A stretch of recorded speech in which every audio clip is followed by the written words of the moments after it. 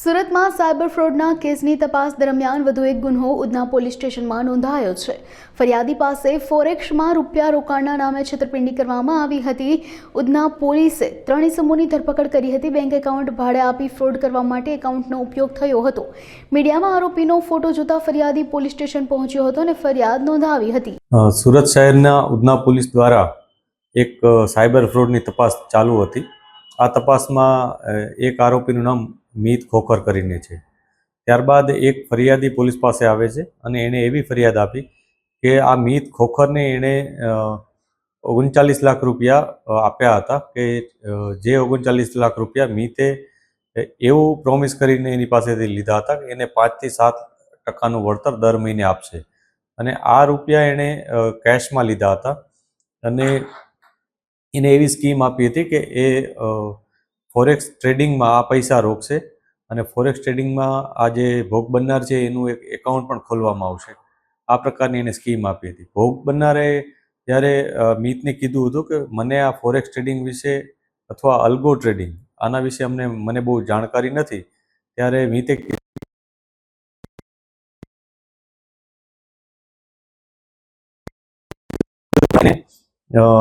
ફોરેક્સમાં convert કરી એના એક પ્લેટફોર્મ ઉપર મૂકી અને એના ઉપર ટ્રેડિંગ કરવાનું। એના માટે મારી સાથે મારી બહુ મોટી ટીમ પણ હાજર છે।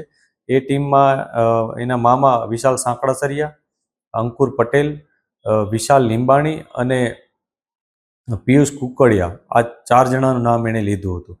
આ પ્રકારની સ્કીમ એને સમજાવી હતી અને જે ભોગ બનનાર છે એને એવું પણ કીધું હતું કે શરૂઆતમાં તું મને થોડા રૂપિયા આપ, પછી હું તને ધીમે ધીમે તને વળતર મળશે એટલે તને આઈડિયા આવી જ જશે। આ પ્રકારની વાત એણે સમજાવી હતી। ત્યારબાદ એણે એના નામનું એક એકાઉન્ટ ખોલ્યું અને એ એકાઉન્ટ એણે E1FX કરીને એક પ્લેટફોર્મ છે, સર્વર છે, એનામાં ખોલ્યું હતું અને એના માટે એક એના મોબાઈલમાં એપ ડાઉનલોડ કરી દીધી MT5, જે મેટા ટ્રેડર 5 કરીને એક એપ્લિકેશન છે એ ડાઉનલોડ કરાવી દીધી અને એમાં જે ભોગ બનનાર છે પોતાનું આખું એકાઉન્ટ જોઈ શકતો હતો। જેમ સ્ટોક એક્સચેન્જના અલગ અલગ એપ્સમાં આપણે જોઈ શકીએ છીએ આપણા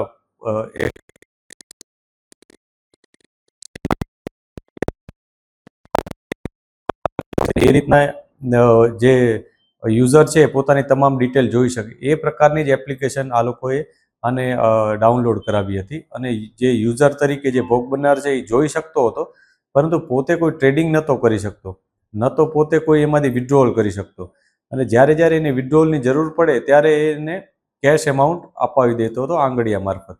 આ પ્રકારનું આખું એક ઘટના બની હતી અને ત્યારબાદ ઘણો સમય એણે આવી રીતના ફેરવ્યું। ત્યારબાદ એને એવું પણ લાલચ આપી કે અત્યારે તને 7 થી 7% જેટલું વળતર મળે છે, તું આ જ એકાઉન્ટ, આ જ વસ્તુ, આ જ પ્લેટફોર્મ છે એને એમના બીજા સર્વર સિક્યોર એફએક્સ કરીને એમનું બીજી ફોર્મનું સર્વર છે એનામાં શિફ્ટ કરી દે તો તને 8 થી 12% વળતર મળશે।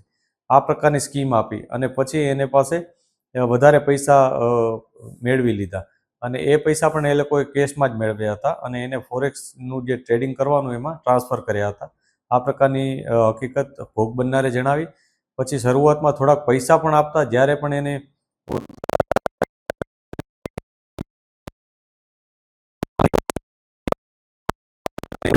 અને છેવટે જ્યારે ઘણો સમય થઈ ગયો પછી એકવાર એણે બધા પૈસાની માંગણી કરી તો એ લોકોએ કીધું કે થોડાક દિવસ રોકાઈ જા અને ત્યારબાદ એને અચાનક એવું કીધું કે અત્યારે ઇન્ટરનેશનલ અલગ અલગ ઇન્સિડન્ટ્સ એવા બન્યા છે કે અચાનક તારું એકાઉન્ટ ઝીરો થઈ ગયું છે અને ઝીરો થઈ જવાથી એણે કીધું કે હવે તારા તમામ પૈસા ધોવાઈ ગયા છે। એમ કરી અને ભોગ બનનારને સાથે છેતરપિંડી કરી, એનો વિશ્વાસ મેળવ્યો, એના સાથે ધોખાધડી કરી છે અને આ કારણે ભોગ બનનારે આવી અને પોલીસ ફરિયાદ નોંધાવી છે। આવી રીતના અમે બહુ બધા લોકોનો સંપર્ક પણ કર્યો છે કે જે આવી રીતના ભોગ બન્યા છે। મારી મીડિયાના મિત્રો મારફત અપીલ પણ છે કે આપમાંથી કોઈ પણ અથવા આપના કોઈ મિત્રો આવી રીતના ફોરેક્સ ટ્રેડિંગના નામે આવા કોઈ વ્યક્તિના સંપર્કમાં આવ્યા હો અને ભોગ બન્યા હો તો અવશ્ય પોલીસનો સંપર્ક કરો। આપના જે પણ એવિડન્સીસ હશે, જે પણ રજૂઆત હશે એ મુજબ જે પણ કાયદેસરની કાર્યવાહી થઈ શકે એ અમે કરીશું, કેમ કે અનેક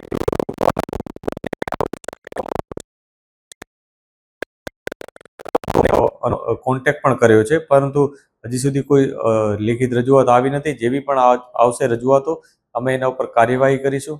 અત્યાર સુધીની જે અમારી પાસે ડિટેલ છે એમાં MT5 જે પ્લેટફોર્મ છે કે જે RBL દ્વારા અનઓથોરાઇઝ જાહેર કરવામાં આવેલ છે RBI દ્વારા, અને RBI દ્વારા અનેક નોટિફિકેશન દ્વારા આ પ્રકારની અનેક પ્લેટફોર્મ છે એને ગેરકાયદેસર જાહેર કરેલ છે કે જેના ઉપર જે ટ્રેડિંગ કરવાનું હોય એ કોઈ પણ જાતનું સેબી અપ્રુવડ નથી. જે પણ ટ્રેડિંગ થતા હોય છે સેબી અપ્રુવડ પ્લેટફોર્મ ઉપર જ થતા હોય છે. એના સિવાયના જે પણ હોય છે એનું કોઈ કોન્ફિડન્સ લીગલ બેકગ્રાઉન્ડ નથી હોતું. અને અત્યાર સુધી અમારા ઇન્વેસ્ટિગેશનમાં એવું જણાયું છે કે આ લોકો પાસે પૈસા લઈ અને થોડું થોડું વળતર એ લોકોના જ પૈસામાંથી અથવા અન્ય રોકાણકારો હોય એના પૈસામાંથી આ લોકોને આપતા હશે. અને જ્યારે ખૂબ મોટી અમાઉન્ટ ભેગી થઈ જતી હશે ત્યારે અચાનક જ બધાના પૈસા ઝીરો કરી દેતા હશે. અને આ જે ટ્રેડિંગ એકાઉન્ટ છે એની પણ અમે તપાસ કરી રહ્યા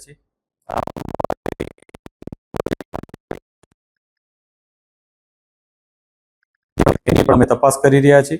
અમારી ફરીથી લોકોને અપીલ છે કે જે રીતના આ ભોગ બનનારે પોતાની 39 લાખ રૂપિયાની જે ફરિયાદ નોંધાવી છે અને પોતાનો જે રજૂઆતો કરી છે એ મુજબ આપ પણ અમારો સંપર્ક કરી શકશો અથવા આપના કન્સર્ન પોલીસ સ્ટેશનમાં જઈ અને આ બાબતની જાણ કરી શકશો.